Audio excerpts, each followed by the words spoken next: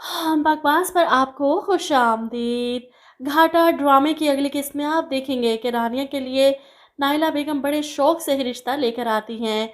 लड़के वालों को रानिया पसंद भी आ जाती है। ऐसे में हमज़ा, जिसे परेशानी थी कि आखिर ये लोग कौन हैं, कहीं रिश्ते के सिलसिले में तो नहीं आए, इसलिए वो घर के बाहर ही चक्कर लगा रहा था। ऐसे में लड़का फ़ोन सुनने बाहर आता है तो हमज़ा इसे घेर लेता है। पहले अपना तारुफ करवाने के बाद इसे बातों में लगाता है और फिर अपना ऐसा तफ़सीली तारुफ देता है जिसके बाद वो लड़का फ़ौरन अंदर जाता है और अपनी माँ को वहाँ से उठाकर ले जाता है। अम्मी चलें, निकलना है हमें यहाँ से। इनके जाने के बाद नाइला बेगम को लगता है कोई गड़बड़ हुई है, कहीं रानिया ने तो नहीं कुछ कह दिया। जिस तरह मुंह बनाकर बैठी थी इतने बुरे हुलिये में, क्या पता इनको बुरा लगा हो। वो सारा गुस्सा रानिया पर निकालते हुए कहती हैं, जानबूझकर किया है तुमने ये सब, इस हुलिये में इनके सामने आई ना ताकि वो लोग इनकार कर जाएं। जानती हूँ तुम्हारे इरादे, तुम पीछा क्यों नहीं छोड़ देती मेरे हमज़ा का। ये सुनकर रानिया को भी गुस्सा आ जाता है। मैंने किसी को बांध कर नहीं रखा अपने साथ, वो आज़ाद है। जिस पर नाइला बेगम कहती है वो अब भी तुम्हारी कैद के दायरे में रहता है। इसे समझ नहीं आ रही, जो वो चाहता है वो कभी भी नहीं हो सकता। क्यों टाइम वेस्ट कर रहा है तुम्हारे पीछे।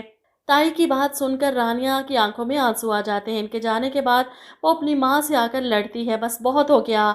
आप मुझे बताए बगैर इतनी जल्दी ये सब कैसे कर सकती हैं। कौन लोग थे, क्या करते हैं, ऐसे में मुंह उठाकर रिश्ता लेकर आ गए।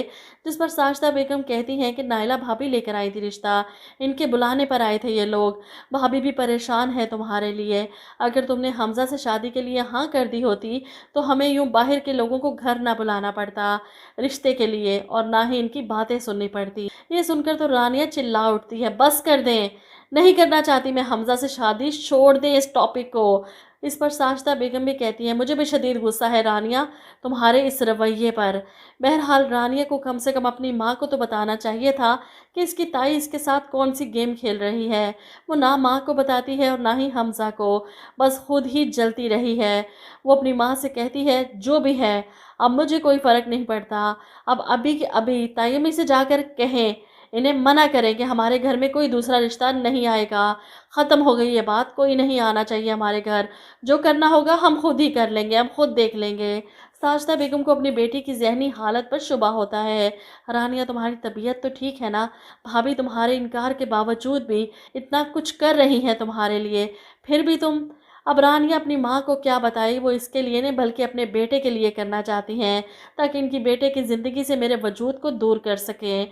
वहीं दूसरी तरफ आप देखेंगे कि रानिया के लिए आए हुए रिश्ते के सामने जब हमज़ा सारी हकीकत खोलता है तो वलीद की माँ नाइला बेगम को फ़ोन करके खरी खरी सुनाती हैं, जब आपका अपना बेटा रानिया से शादी करना चाहता था तो आप बिस्मिल्लाह करें, मैं अपने वलीद के लिए कोई और लड़की ढूंढ लूँगी। ये सुनकर तो नाइला घबरा जाती हैं।